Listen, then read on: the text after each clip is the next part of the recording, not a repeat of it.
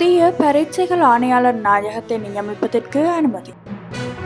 மின்சார கட்டணம் அதிகரிக்கப்படுமா? சபையில் வெளியான அரசின் நிலைப்பாடு.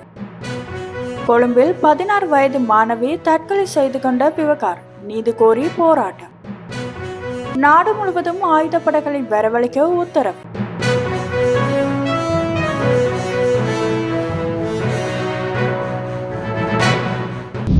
பரீட்சைகள் ஆணையாளர் நாயகமாக ஏ.கே. சுபாஷினி எந்திகா குமாரி லியனகேவை நியமிப்பதற்கு அமைச்சரவை அனுமதி வழங்கியுள்ளது.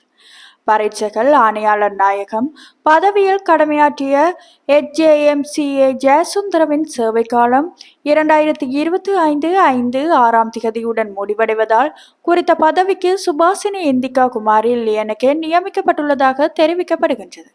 அவர் தற்போது இலங்கை பரீட்சைகள் திணைக்களத்தின் பரீட்சைகள் ஆணையாளர் பதவியில் கடமையாற்றுகின்ற இலங்கை கல்வி நிர்வாக சேவையின் விசேட தர அதிகாரி ஆவார். வெற்றிடமான பரீட்சைகள் ஆணையாளர் நாயகம் பதவிக்கு ஏ.கே. சுபாஷினி எந்திகா குமாரி லியனகேவை உடனடியாக அமலுக்கு வரும் வகையில் நியமிப்பதற்காக கல்வி, உயர்கல்வி மற்றும் தொழிற்கல்வி அமைச்சராக பிரதமர் சமர்ப்பித்துள்ள யோசனைக்கு அமைச்சரவை அங்கீகாரம் வழங்கியுள்ளது.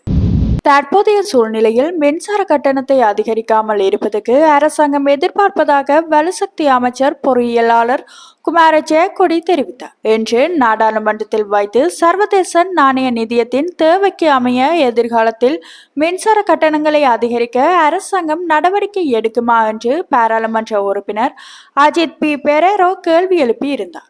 இதற்கு பதிலளித்த அமைச்சர், மின்சார கட்டணங்களை அதிகரிக்க வேண்டிய அவசியம் அரசாங்கத்துக்கு இல்லை என்றாலும் கடனை திருப்பிச் செலுத்துவதற்கு மின்சார கட்டணங்களிலிருந்து கிடைக்கும் பங்களிப்பு அதிகமாக உள்ளது. இருப்பினும் அடுத்த மாதத்தின் முதல் வாரத்துக்குள் இந்த விடயத்தில் சரியான கருத்தை தெரிவிக்க முடியும் என்றும் அமைச்சர் கூறினார்.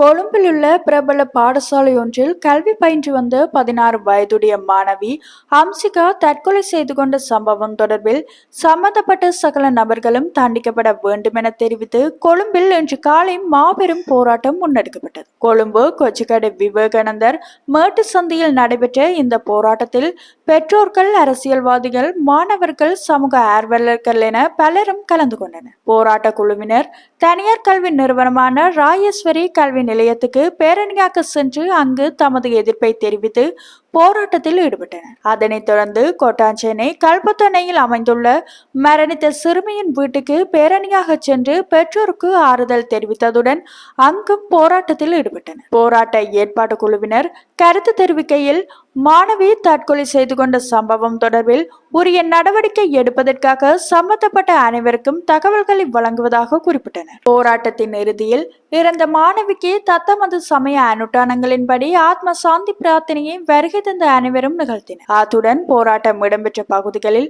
போலீசார் குவிக்கப்பட்டிருந்தமையும் குறிப்பிடத்தக்கது. இந்த நிலையில் உயிரை மாய்த்து கொண்ட மாணவி டெல்சி ஹம்சிகாவுக்கு நீதி கோரி பம்பலப்பட்டி பகுதியில் உள்ள பிரபல பெண்கள் பாடசாலைக்கு முன்னால் போராட்டம் முன்னெடுக்கப்பட்டு வருகின்றது. குறித்த போராட்டத்தில் பாடசாலை மாணவர்கள் மற்றும் பொதுமக்கள் கலந்து கொண்டுள்ளனர். இந்த நிலையில் பெற்றோரின் போராட்டத்துக்கு நீர்த்தாரை பிரயோகம் மேற்கொள்ள போலீசார் தயாராகியுள்ளனர் என குறிப்பிடப்படுகின்றது. இந்த போராட்டத்தால் டூப்ளிகேஷன் வீதியில் போக்குவரத்து பாதிக்கப்பட்டுள்ளது. உயிரிழந்த மாணவி குறித்த பாடசாலையின் ஆசிரியரால் துஷ்பிரயோகம் செய்யப்பட்டதாக சந்தேகம் இருப்பதாகவும் அதன் விளைவாக மாணவி உயிரை மாய்த்து கொண்டுள்ளதாகவும் போராட்டத்தில் ஈடுபட்டோர் தெரிவிக்கின்றனர். எனவே அந்த மாணவிக்கு நீதியை பெற்றுக் கொடுக்குமாறு வலியுறுத்தி இந்த போராட்டம் முன்னெடுக்கப்படுகின்றது.